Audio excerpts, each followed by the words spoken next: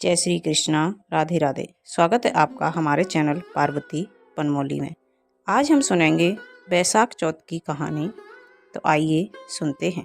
16 अप्रैल को बैसाख चौथ का व्रत रखा जाएगा। सबसे पहले जानेंगे चौथ माता की पूजा के लिए क्या क्या सामान चाहिए। हल्दी, कुमकुम, मेहंदी, लच्छा, गुड़ का दीपक, 5 पेड़ियाँ और 1 लड्डू। गणेश जी के प्रसाद के लिए चौथ माता का कशुम्बर, पुष्प आदि पूजा में लेते हैं और गणेश जी और चौथ माता की पूजा करें। कहानी कहें, रात को चंद्रमा को अर्घ दें, उसके बाद व्रत पारण करें।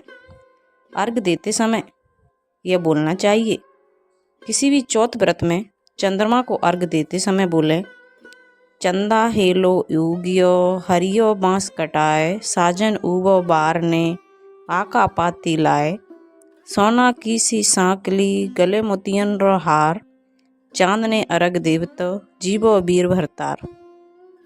इसके बाद गणेश भगवान की जय हो। तो आइए सुनते हैं बैसाख चौथ की कहानी। एक गांव में एक सेठ सेठानी थे। उनको एक बेटा और उसकी एक बहन थी। वह बर्तन मांजकर पानी डालने नीचे जाती तो अड़ोस पड़ोस की औरतें उससे पूछी थीं, आज खाने में क्या खाया? तो वह कहती, बासी कूसी तरबासी। एक दिन जब वह बर्तन मांजकर पानी फेंकने गई तो रोजाना की तरह औरतों ने पूछा कि आज क्या खाया? तो फिर उसने यही जवाब दिया, बासी कूसी तरबासी। उस दिन सेठ के बेटे ने नीचे उतरते हुए उसकी यह बात सुन ली और मन में सोचने लगा, अभी तो यह ताज़ा भोजन करके आई है, फिर भी इसने दूसरों को बासी कुर्सी क्यों बताया है।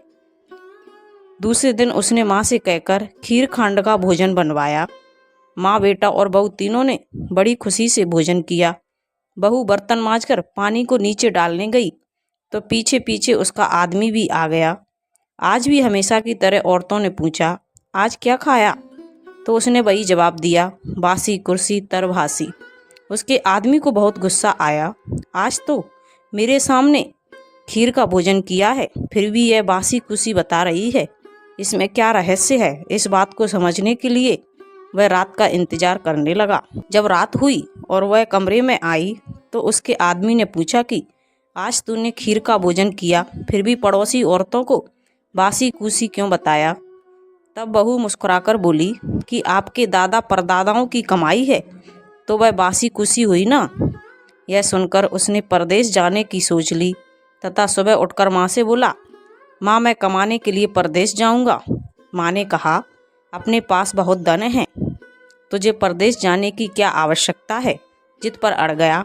माँ ने परदेश जाने की आज्ञा दे दी। वह कमाने के लिए परदेश चला गया। वहाँ उसे एक सेठ के यहाँ नौकरी मिल गई। कुछ ही समय में वह सारा कामकाज करने लगा। सेठ अपना सारा कारोबार उसे सौंपकर स्वयं तीर्थ यात्रा करने चला गया।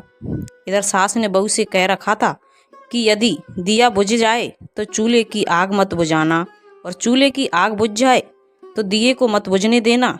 लेकिन एक दिन दोनों अग्नि बुझ गईं तो बहू पड़ोस में अग्नि लेने चली गई। वहाँ उसने देखा कि वहाँ पड़ोस की औरतें किसी माता का पूजन कर रही हैं।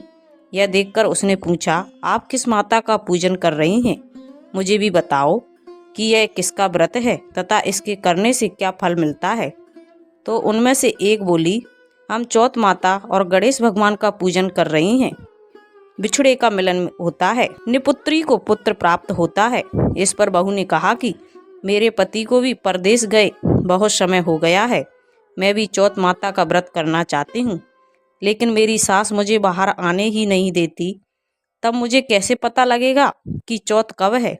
इस पर औरतों ने कहा कि तुम रोजाना एक डिबिया में गेहूं का दाना रखती जाना। जिस दिन 30 दाने पूरे हो जाएं, उसी दिन व्रत रख के शाम को चौथ माता की पूजा करके चंद्रमा को अर्घ देकर फिर खाना खा लेना। साहूकार की बहू ने औरतों के बताए अनुसार व्रत करने लग गई। व्रत करते करते काफी समय बीत गया तो चौथ माता ने सोचा कि यदि इसकी नहीं सुनी तो अपनी कोई पूजा नहीं करेगा। तब चौथ माता ने साहूकार के बेटे को सपने में जाकर कहा कि साहूकार का बेटा सो रहा है या जाग रहा है? उसने कहा, ना सो रहा है ना जाग रहा है, चिंता में पड़ा है।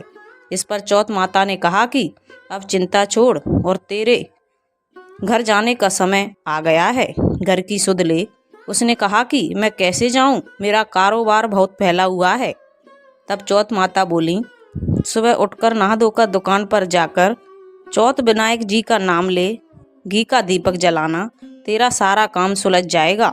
सुबह उसने वैसा ही किया। देखते ही देखते सारा हिसाब किताब हो गया।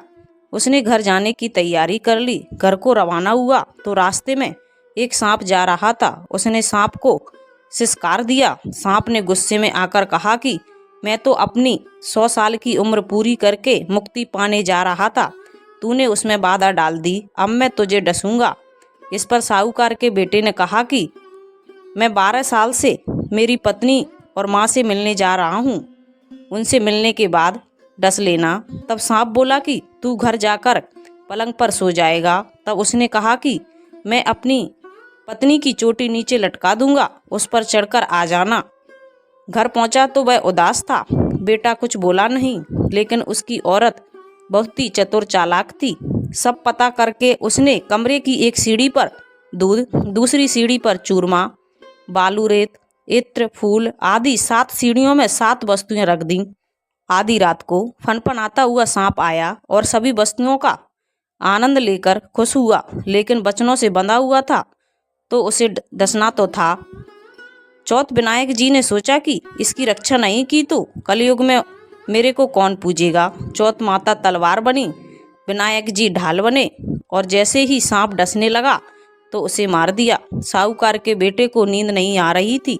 सांप के मरते ही उसने अपनी पत्नी को उठाया और चौपड़ पासे खेलने लगा। सुबह देर तक बेटा बहू उठे नहीं तो माँ ने कहा, बेटा तो थका हारा आया था, लेकिन बहू क्यों नहीं उठी। जाकर देखा तो खून ही खून हो रहा था। उसने कहा कि मेरे बेटे बहू को किसी ने मार दिया। तब बेटा माँ से बोला, हमारा कोई दुश्मन है, वहाँ सफाई करवा दो, तब हम आएंगे। माँ ने वहाँ सफाई करवाई। वे बाहर आ गए। माँ से आकर पूछा कि माँ, मेरे पीछे से कोई आया था क्या, कि मैंने किया। इस पर सास ने कहा कि तूने क्या किया, मैं तो तेरी घरवाली को 3 टाइम का खाना देती थी। वह बोली, मैं महीने में एक ही दिन खाना खाई थी। सुबह का खाना पानी वाली को देती, दूसरी बार का गाय के बछड़े को खिलाती, तीसरी बार का उतेआणे में गाड़ देती थी, चौथी बार का पूजा करके चंद्रमा देखकर फिर खाती थी। मैंने पूजा के लिए बनिया की दुकान से घी गुड़ मंगवाया, सो उसका जाकर हिसाब करी हूँ। सास ने पानी वाली से पूछा तो उसने कहा कि महीने में एक दिन मुझे देती थी। बछड़े से पूछा तो उसके मुंह से फेंप के फूल खिल रहे थे। उद्याना खोदा तो रोटी की जगह सोने के सिक्के निकले। बनिया से पूछा तो उसने भी कहा कि महीने में एक बार मेरे से घी गुड़ मंगवाती थी। फिर बहू ने कहा कि मुझे अब बैसाख चौथ का उद्यापन करना है। सास बहू ने चौथ माता का व्रत किया और उसका उद्यापन बड़े धूमधाम से किया और आराम से जीवन बिताया। ये चौथ माता उस पर प्रसन्न हुई, जैसे ही सब पर प्रसन्न होना और सभी की मनोकामना पूरी करना। अमर सुहाग देना। चौथ माता की जय हो। गणेश भगवान की जय हो।